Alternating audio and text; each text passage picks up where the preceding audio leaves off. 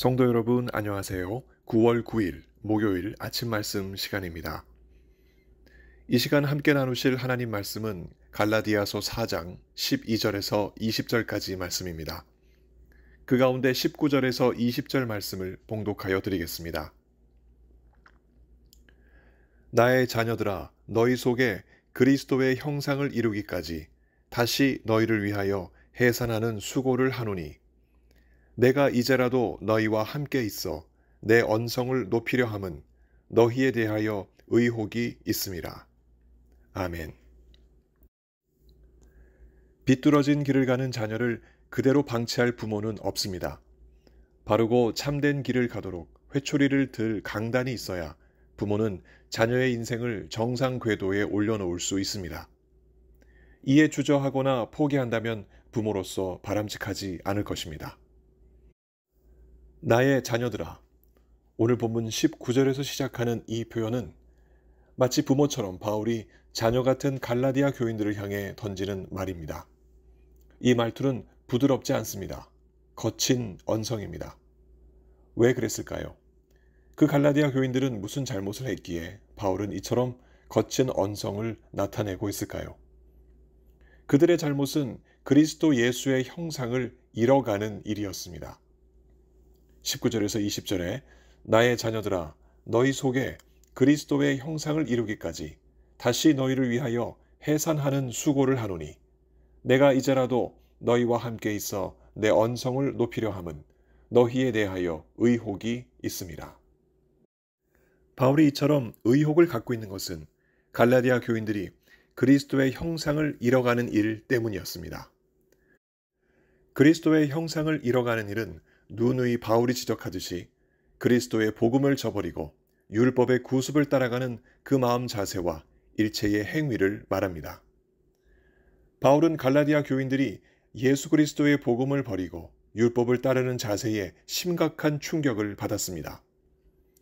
바울이 개인적으로 돌이켜볼 때 갈라디아 교인들은 한때 바울이 전한 복음을 듣고 바울을 영접하기를 하나님의 천사를 영접하듯이 또는 그리스도 예수를 영접하듯이 했습니다. 이같이 복음을 영접한 이를 두고 바울은 갈라디아 교인들에게 복이라고 했습니다. 그러나 이제 그 복이 갈라디아 교인들 안에서 흐려지는 것을 바울이 본 것입니다. 너희 복이 지금 어디 있느냐? 강하게 질타하는 바울의 글은 그의 답답하고 안타까운 심정을 고스란히 드러내고 있습니다. 15절의 기록입니다. 여기서 바울은 안타까운 심정에만 머무르지 않습니다. 비뚤어진 길을 가는 갈라디아 교인들을 그대로 방치하지 않고 바르고 참된 길을 가도록 질타하는 동시에 갈라디아 교인들의 신앙을 본 궤도에 올려놓기 위하여 마치 부모와 같이 대단한 결심을 하게 됩니다. 복음으로 다시 그들을 낳는 일이 바로 그 일입니다. 20절에서 이렇게 기록합니다. 나의 자녀들아, 너희 속에 그리스도의 형상을 이루기까지 다시 너희를 위하여 해산하는 수고를 하노니. 그리스도의 형상이 바래지고 율법의 구습이 갈라디아 교인들 심령에 자리하는 것을 바울은 더 이상 참을 수 없었습니다. 까닭에 부모의 심정으로 바울은 복음으로 다시 그들을 섬기되 해산하는 수고를 아끼지 않겠다 다짐하고 있습니다. 그렇게까지 해서라도 그리스도의 형상이 다시 갈라디아 교인들의 심령에 회복되기를 간절하게 바울은 바랬습니다. 바울이 그렇게까지 해야 할 이유는 무엇이었겠습니까? 예수의 복음이 그들의 신분을 율법에 얽힌 죄인에서 하나님의 자녀로 바꾸어 놓았기 때문입니다. 하나님의 자녀라면 마땅히 올곧은 길을 가야 하지 않겠습니까? 그리스도의 형상을 따라 사는 것, 그것이야말로 바울의 삶이고 갈라디아 교인들의 삶이어야 하지 않겠습니까? 까닭에 바울은 12절에서 다음과 같이 기록합니다. 형제들아, 내가 너희와 같이 되었은즉 너희도 나와 같이 되기를 구하노라. 이 복된 사실을 망각하고 산다면 그것은 비뚤어진 삶이 아니겠습니까? 성도 여러분, 본문을 읽으면서 우리는 속으로 이런 생각을 할 수 있습니다. 예수의 복음을 따라 사는 것이 마땅한 도리인데 어째서 갈라디아 교인들은 저렇게 어리석게도 율법에 다시 얽매여 사는 우를 범할까? 이 생각은 적어도 우리는 그리스도의 형상을 따라 잘 살고 있다는 생각에서 솟아납니다. 우리가 만일 하루하루 매 순간 그리스도의 형상을 따라 복음을 따라 살아가고 있다면 우리는 비뚤어진 길이 아닌 올곧은 길을 가는 성도들일 것입니다. 그 누가 봐도 우리에게 신앙의 의욕을 품는 자가 없을 것입니다. 하지만 우리 신앙생활을 냉정히 돌이켜볼 때 출처도 모르게 성경적으로 옳은지 그른지 정확한 판단 없이 전해져 오는 어떤 신앙생활의 규범들이 우리를 얽매여 그것에 몰두하게 하는지도 모릅니다. 종종 그와 같이 만들어진 규범들은 우리가 그것을 지키면 의롭게 되고 지키지 않으면 정죄되는 분위기를 만들어내기도 합니다. 그럴 때 우리는 어떻게 해야 할까요? 예수 그리스도의 형상을 더욱 닮아가기 위하여 예수의 복음을 더욱 붙잡는 것입니다.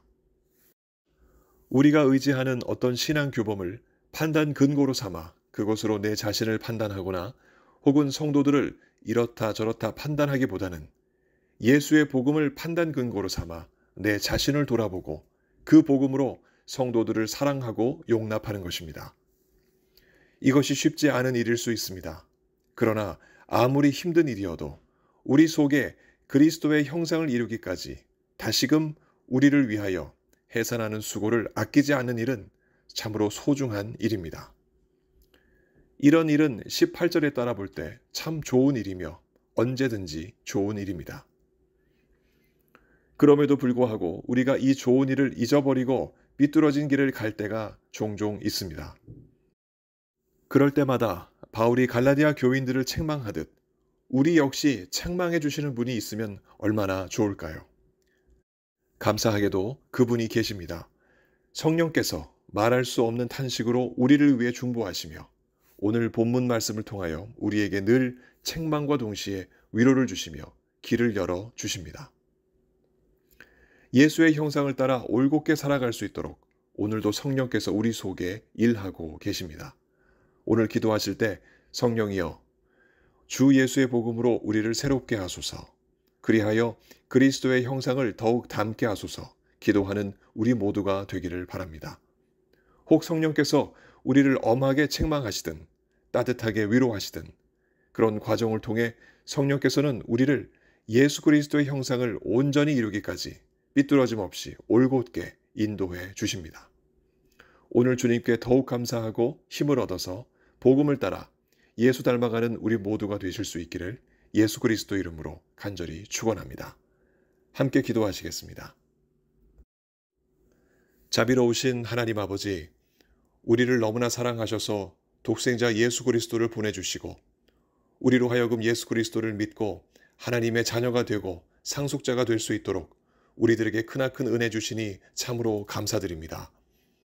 그 감사함으로 오늘도 예수 그리스도의 형상을 닮아 그 형상이 이루어지기까지 믿음으로 달려가는 우리들이 되기를 간절히 소원합니다.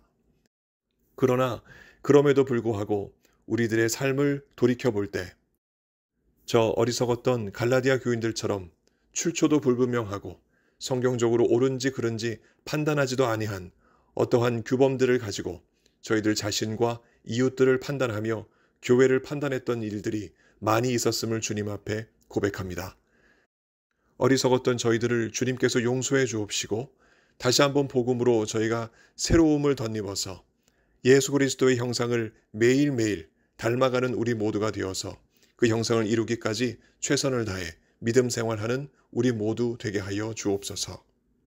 오늘도 몸이 아프신 환우들과 주님께서 함께해 주옵시고 치료하시는 모든 과정 속에 하나님의 은혜와 사랑을 더하여 주옵소서. 삶의 크고 작은 많은 문제 주님 앞에 내어놓고 길을 찾는 하나님 백성들, 주님께서 그 길을 열어주시고 손붙잡고 동행하시며 오늘도 함께 하시는 귀한 은혜 부어 주시옵소서. 오늘도 택하신 귀한 백성들에게 큰 은혜 부어주실 것을 믿사오며 우리 구주 예수 그리스도 이름으로 감사하며 기도하옵나이다. 아멘. 성도 여러분, 오늘 하루도 주님과 동행하시는 귀한 하루 보내시기 바랍니다. 감사합니다.